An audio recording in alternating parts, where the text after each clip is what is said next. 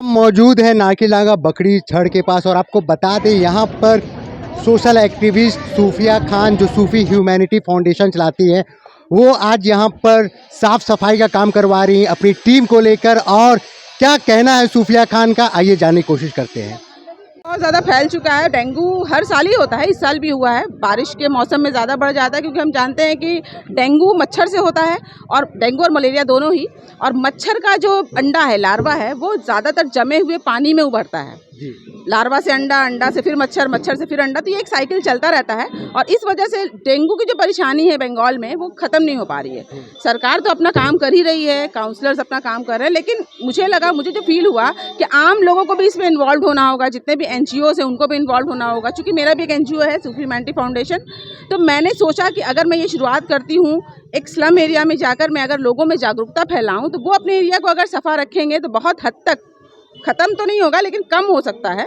तो लोगों में ये मैं एजुकेशन देने के लिए यहाँ आई हूँ। हमारा पूरा टीम आया है और यही सोच के साथ आए हैं ताकि लोगों को डेंगू और मलेरिया से मुक्ति मिल सके। क्योंकि खासकर जब गरीब लोगों को डेंगू और मलेरिया होती है तो आप समझ सक रहे हैं कि एक तो आर्थिक स्थिति से वो बिल्कुल ठीक नहीं है, और डेंगू एक जानलेवा बीमारी है। कई लोग जो है डेंगू से अपनी जान भी गंवा देते हैं, हर साल कई लोग जो है मर जाते हैं। तो ऐसे में जागरूकता, अगर हम मच्छर को ख़त्म कर देते हैं तो ऑटोमेटिकली हमारा जो डेंगू है वो ख़त्म हो जाता है। तो इस सोच के साथ हमारा जो फाउंडेशन, हमारी जो टीम है, उन लोगों ने एक स्लम एरिया को पकड़ा है।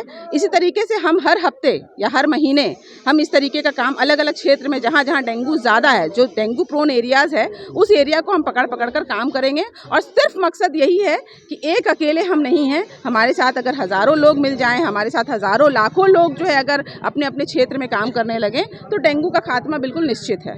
नेक्स्ट है आपका कस्बा है, EM बाईपास है, जहाँ पर पानी लॉगिंग का जो एरियाज़ है, जहाँ पर पानी ज़्यादा लॉग होता है, जहाँ स्लम एरियाज़ है, वो हम चुनेंगे। तो नेक्स्ट हमारा स्लम होगा वो कस्बा में हम काम करेंगे। हम लोग सिर्फ एडुकेशन से ही, हम आपके माध्यम से, आपके मीडिया के माध्यम से हम लोगों में बस यही बताना चाहेंगे कि आपके घर में पानी कहाँ जमता है, या तो रखे हुए बाल्टी में 7 दिन से ज़्यादा पानी कहीं भी आपको लगता है जमा हुआ है, आप उस पानी को फेंक दें।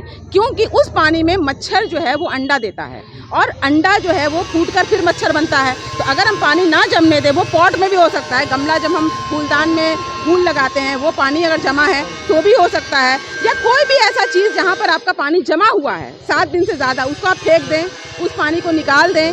और डेंगू से बचने के लिए आप मच्छरदानी का इस्तेमाल करें। हो सके तो घर में आप कोई भी ब्रांड का आप कॉइल यूज़ कर सकते हैं। या आप ज़्यादा से ज़्यादा, डेंगू जो है बच्चों में भी जागरूकता देना ज़रूरी है। बच्चे स्कूल जाते हैं तो दिन के टाइम में डेंगू का मच्छर ज़्यादा एक्टिव होता है और दिन के टाइम में मच्छर ज़्यादा काटता है, खासकर डेंगू फैलाने वाला मच्छर। तो डेंगू से बचने के लिए आप फुल कपड़े पहन कर रहिए, फुल ग्लव्स, अगर हो सके तो फुल बाही का हाथ पहन कर रहिए। या तो फिर बच्चों में ये सिखाइए कि वो कोई भी तरह का ओडोमॉस या कोई भी रिपेलेंट यूज़ कर सकते हैं ताकि मच्छर उनसे दूर भागें। तो ऐसे में हम जो है अपना भी बचाव कर सकते हैं, अपने बच्चों का बचाव कर सकते हैं और समाज में सुधार ला सकते हैं। देखिए, गवर्नमेंट अपना काम कर रही है। ऑफ कोर्स मैं गवर्नमेंट की, मैं भी एक कार्यकर्ता हूँ और मेरा एक NGO भी चलता है। तो मैंने पहले ही कहा कि गवर्नमेंट अपना काम कर रही है। मेरा सिर्फ काम है कि मैं लोगों को जोड़ूं, लोगों में जागरूकता फैलाऊं और गवर्नमेंट के काम को मैं आगे बढ़ाऊं, मैं गवर्नमेंट के काम को लोगों तक पहुँचाऊँ। ये जैसा मैंने कहा कि बहुत आबादी है, करोड़ों की आबादी आप जानते हैं बंगाल में, और एक एक एरिया को अगर हम सब लोग मिलके साफ करेंगे तो ये काम सिर्फ गवर्नमेंट का नहीं है। अगर गवर्नमेंट आज कूड़ा लेके जाती है और हम फिर दूसरे दिन कूड़ा वहीं फेंक देते हैं तो मुझे लगता है यहाँ पर बहुत ज़्यादा गवर्नमेंट का दोष नहीं है। ये हमें करना होगा, हमें अपने एरिया को सफाई रखना होगा, हमें अपने एरिया को बिल्कुल भी मच्छर युक्त या डेंगू मुक्त करना होगा, गंदगी मुक्त। सिर्फ देखिए, बात सिर्फ डेंगू और मलेरिया की नहीं है।